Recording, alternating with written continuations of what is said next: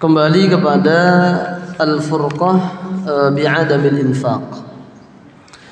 Jadi konsep awal dan konsep dasar dalam pernikahan itu memang suami menafkahi istri. Ini kayaknya sudah pernah kita bahas juga di dalam hak dan kewajiban suami istri, itu kan ada itu sebelum bab-bab ini. Jadi salah satu hak istri dan kewajiban suami adalah suami menafkahi istri, istri mendapatkan nafkah dari suami.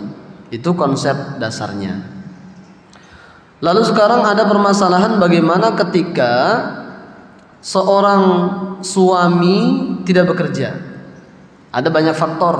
Bisa jadi karena memang dia sudah mencari pekerjaan tidak dapat, atau dia punya sakit permanen yang tidak bisa dia untuk bekerja, seperti contohnya ya mohon maaf mamanya stroke atau lumpuh dan seterusnya, atau bisa jadi pensiun.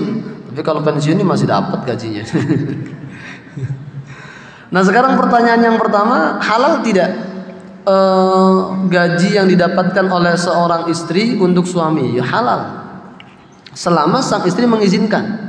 Tapi status aslinya, status asalnya yang didapatkan oleh istri itu milik istri. Yang didapatkan oleh istri adalah harta istri. Sehingga seorang suami untuk memakan ini, dia ya tentu harus minta izin kepada istri.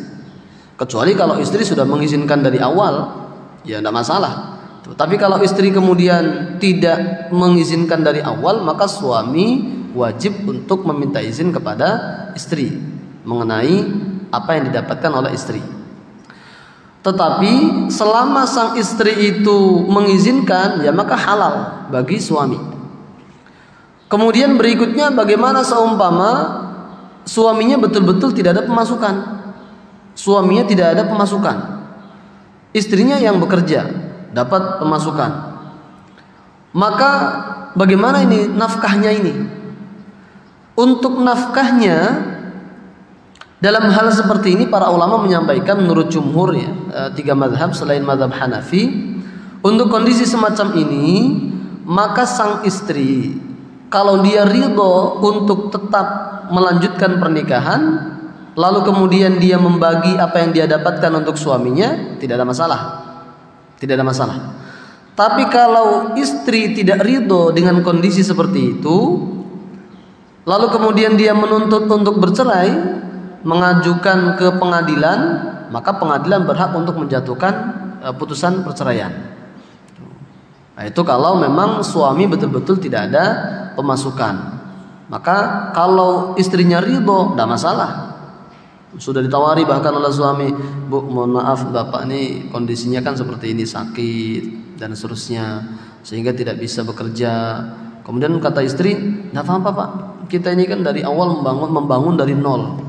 Ya tidak mungkin juga kemudian istri yang baik tiba-tiba melupakan jasa suaminya yang luar biasa membangun sejak awal. Bahkan rumah sudah, kendaraan ada, anak-anak sudah sudah mandiri masing-masing. Nah, tiba-tiba karena sakit akhirnya istri yang baik langsung menceraikan, kan tidak mungkin. Maka istri ridho, tidak apa-apa pak, ini sudah sekarang gantian saya yang mencari nafkah umpamanya, ya maka tidak masalah. Tapi kalau kemudian istri tidak ridho, dia kemudian mengajukan perceraian, bisa bercerai. Nah, kesimpulannya apa?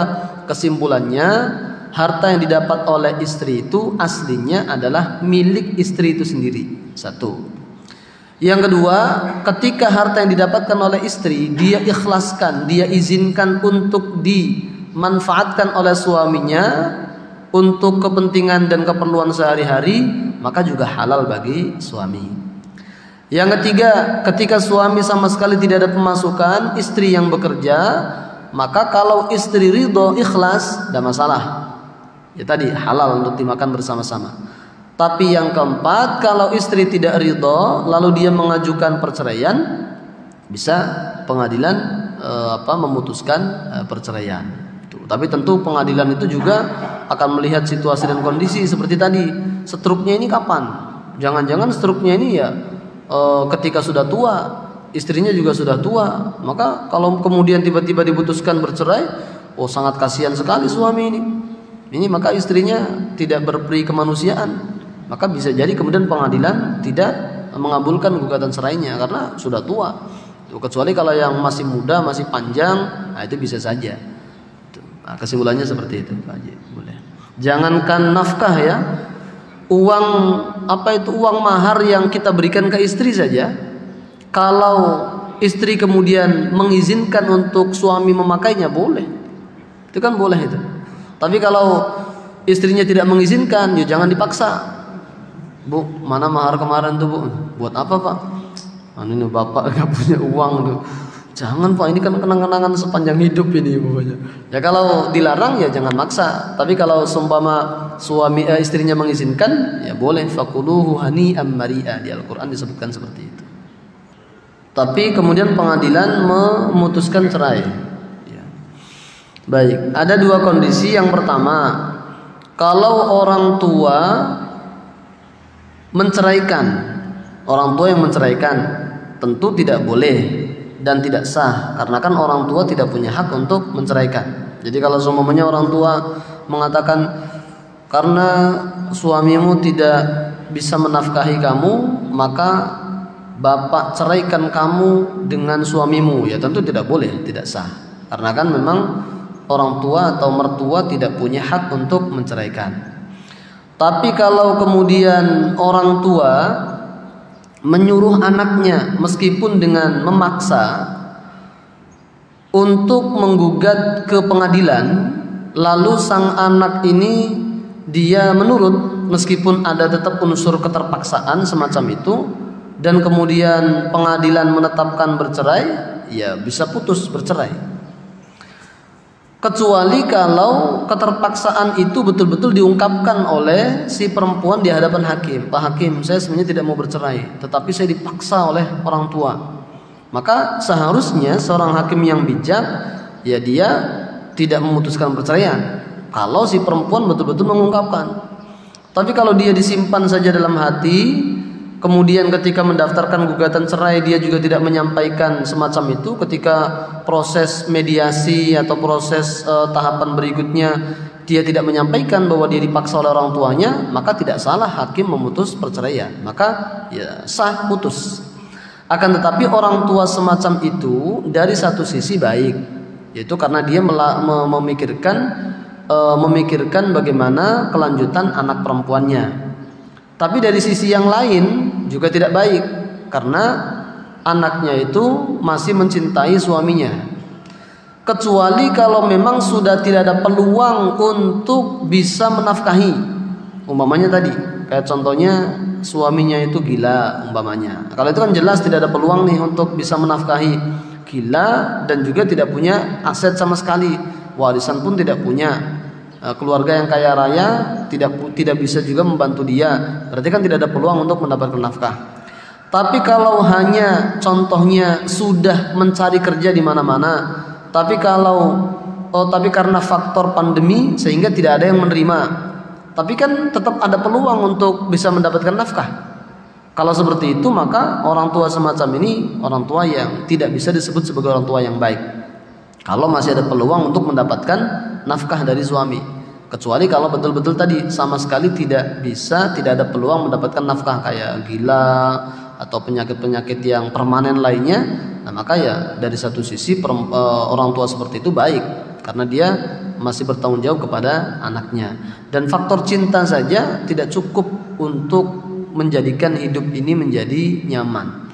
Nah cinta tapi kemudian suaminya betul-betul umpamanya ya malas ya, bukan karena tidak diterima, suaminya malas, tidak mau mencari kerja, atau orangnya gengsian, dia maunya kerjanya itu yang bonafit gitu, yang berkantor umpamanya, padahal peluang kerja lainnya yang di bawah itu bisa, tapi dia nggak mau, gengsi. Nah kalau semacam itu ya bagus orang tua menceraikan, maksudnya meminta anak untuk menggugat ke pengadilan. Tapi kalau menantunya ini sudah mencari kerja kemana-mana, kerja serabutan juga dia mau, tapi karena faktor pandemi sehingga tidak ada yang bisa menerima, maka sebaiknya ditunggu dalam waktu tertentu yang kalau kemudian sudah betul-betul dipastikan tidak bisa dapat bekerja, boleh untuk mengajukan gugatan cerai. Kesimpulannya seperti apa? Yang kronologi disebutkan tadi, perceraiannya hukumnya sah. Perceraiannya hukumnya sah. Tetapi seharusnya seorang perempuan ketika dia tidak mau untuk bercerai, maka harus menyampaikan di hadapan pengadilan. Harus menyampaikan, sehingga hakim itu ketika memutuskan betul-betul berdasarkan pertimbangan yang matang. Tidak boleh kemudian dia simpan-simpan. Makanya jangan salahkan hakim, kadang-kadang dalam kondisi tertentu dia bertanyanya detail sekali. Detail sekali. Bahkan setiap detail itu dicatat. Nah, saya pernah ketika di Mesir itu ikut praktek ya, praktikum mata kuliah itu di pengadilan Mesir. Itu setiap poin-poin itu dicatat. Lalu kemudian ada sesi tertentu untuk memikirkan atau merembuk bareng dengan tim hakim itu, ini poin-poinnya begini, pertimbangannya. Ini kira-kira mana yang maslahat ini, mana yang mafsadah yang bisa ditolak. Itu satu persatu. Tapi kalau tidak disebutkan bahwa dia dipaksa atau bahkan diancam, ya maka hakim tidak salah ketika dia memutuskan untuk bercerai. Itu. Wallahu a'lam bishawab. Baik. Mudah-mudahan Allah Subhanahu wa taala menjadikan keluarga kita keluarga yang penuh sakinah, mawaddah dan rahmah, dan mudah-mudahan sesuai dengan semboyan baiti jannati, rumah kita, rumah tangga kita bisa menjadi pengantar kita untuk mendapatkan surga dan ridhonya Allah Subhanahu wa taala. Amin ya rabbal alamin.